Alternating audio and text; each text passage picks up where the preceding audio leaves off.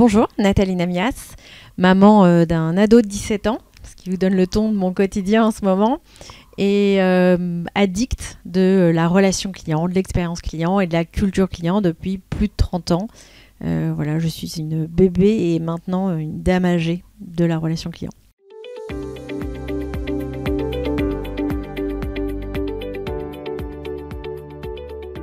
S'ouvrir. Voilà, écouter. Quand on écoute nos clients, on écoute nos collaborateurs et on écoute aussi ce que le marché nous dit, les tendances. De jamais rester seul, en fait. De pouvoir toujours être à l'écoute, de continuer de faire de la veille, de jamais s'enfermer dans son quotidien et d'aller voir, que ce soit les jeunes ou les anciennes générations, de toujours s'ouvrir aux autres, en tout cas. Voilà, on écoute nos clients et donc on écoute aussi les autres.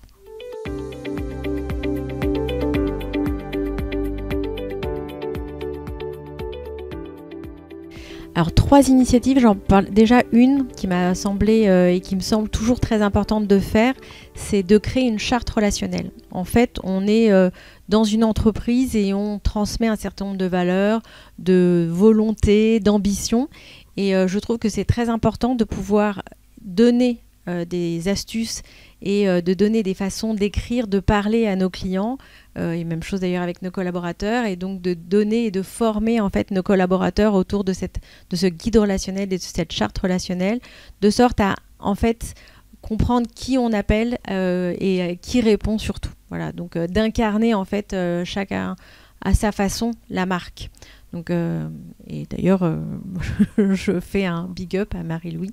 Voilà. C'est pas un copyright la marque, mais c'est la marque en tant qu'entreprise. Le deuxième, ce serait d'aller chercher dans les nouvelles technologies ce qui pourrait nous faciliter la vie et améliorer la satisfaction de nos clients, et notamment cette notion de quality monitoring. Ce que j'ai trouvé très intéressant, c'est qu'avec l'arrivée de l'IA, qu'on a, je pense, mal traduit, qui est pour moi pas de l'intelligence, mais du renseignement, un peu comme la CIA, c'est de plutôt aller chercher justement ces outils pour faciliter la vie et donc de changer ce 80-20. On passait 80% du temps à aller chercher le bon mail, chercher le bon appel, prendre du temps pour pour trouver ces enregistrements et écouter. Là, en fait, c'est complètement inversé. C'est-à-dire que l'intelligence artificielle, ou en tout cas le fait de pouvoir utiliser cet outil et cette technologie va nous permettre de pouvoir capitaliser, de pouvoir écouter beaucoup plus, de pouvoir aller chercher beaucoup plus de mails ou des réponses sur des réseaux sociaux, peu importe, et donc de passer plus de temps, donc ce fameux 80%, à l'accompagnement de nos collaborateurs. Et je trouve que voilà, la technologie, quand elle a cet avantage-là d'aider nos collaborateurs, nos clients, et notre quotidien, et de changer un peu notre vie et de passer un peu plus de temps, surtout avec nos collaborateurs, je trouve que là, c'est plus intéressant.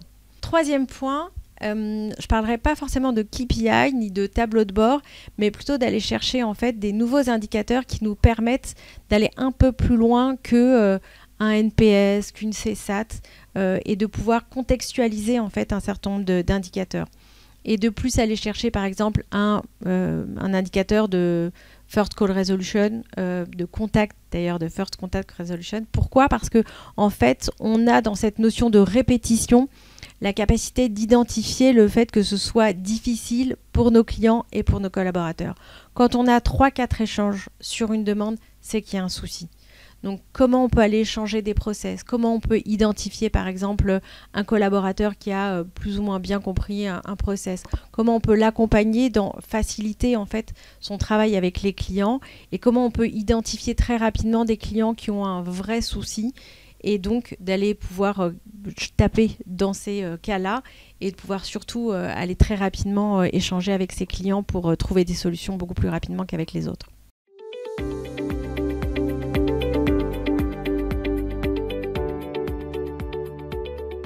Alors, pour moi, je ne parlerai pas forcément d'erreurs, mais plutôt de comment en fait, on va aborder un certain nombre de sujets pour éviter ces erreurs.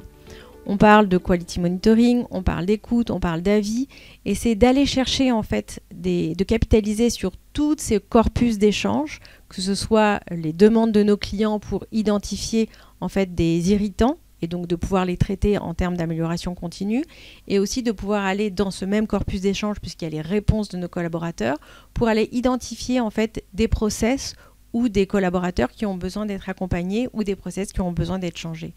Donc je ne suis pas sûre de trouver 3 erreurs, mais en tout cas de pouvoir identifier une façon d'identifier des irritants et de ne pas pas le renouveler en tout cas.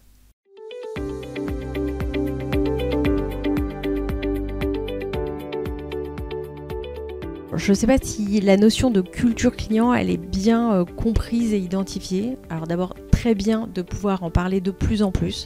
Je pense que c'est très important. Pour moi, la culture client, en fait, elle part du recrutement. C'est-à-dire qu'au moment du recrutement, quel type de collaborateur, quel type de valeur on incarne en tant qu'entreprise et donc quel type de collaborateur on va aller recruter. Et ça, pour moi, c'est vraiment la première étape de la culture client. Et donc, quelle valeur on incarne et comment, en fait, autour des recrutements, des formations, de l'onboarding, on va pouvoir commencer, en fait, à distiller cette culture client.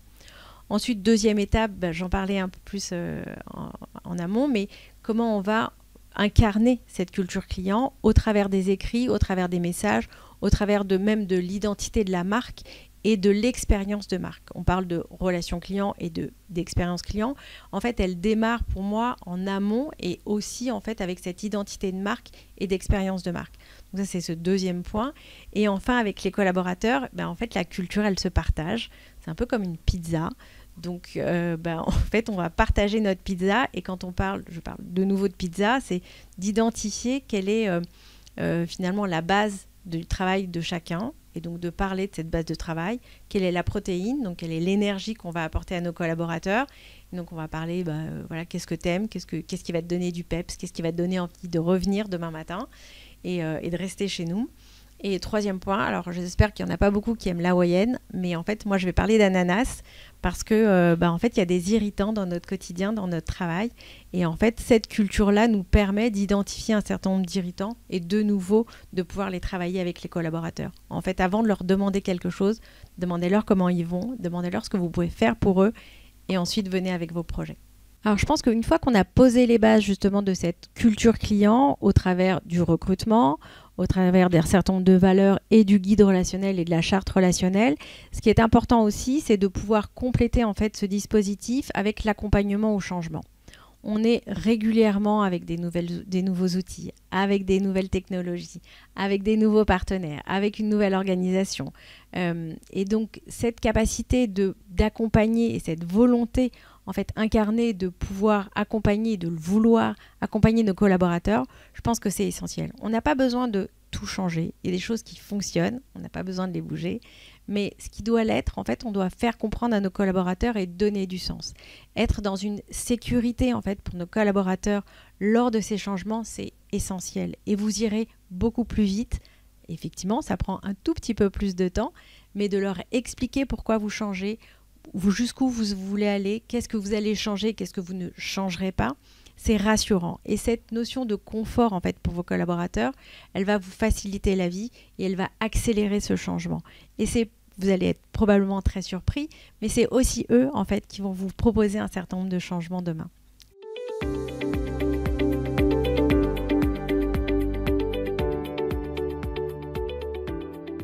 D'arrêter. Prendre du temps. C'est très compliqué quand on est dans la relation client et de vouloir en fait travailler sur beaucoup de sujets en même temps, de pouvoir adresser que ce soit de la techno, que ce soit du change, des projets, des sujets d'IA, des projets de culture d'entreprise. Donc on est sur beaucoup de projets tout le temps et parfois en fait prendre ce temps-là, d'un pas de côté, de regarder ce qu'on a fait, d'utiliser ce qu'on a fait quand on a mis un outil, quand on a pris ce temps-là pour mettre en place un outil, de prendre ce temps pour regarder ce que fait cet outil, à quoi il sert et comment il peut nous servir demain, mais de prendre le temps de temps en temps.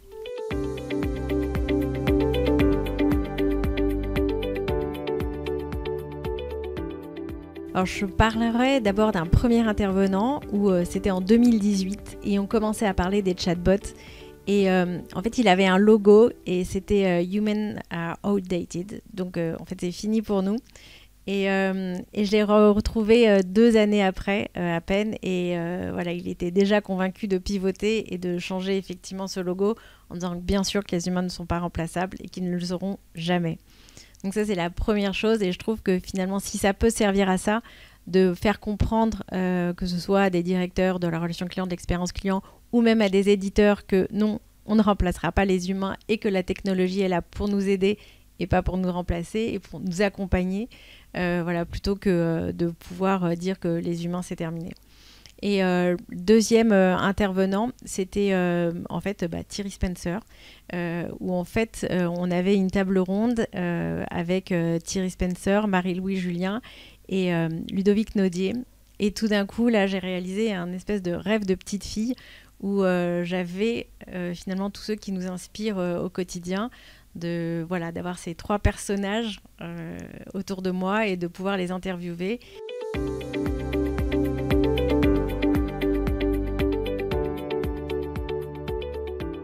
Si vous voulez en savoir plus pour avoir une visibilité sur un certain nombre d'éditeurs, de partenaires technologiques, de BPO, de consultants, de cabinets de conseil ou même de personnes open to work, rendez-vous sur le site experience.com, expérience avec 2 N comme Nathalie Namias. Si vous avez envie d'en savoir plus sur les événements qui réunissent ces mêmes acteurs et donc aussi les personnes open to work et les consultants, donc c'est ouvert à tous. Rendez-vous sur mon LinkedIn et aussi sur ma page Expérience Ensemble parce qu'on est des experts et on est ensemble.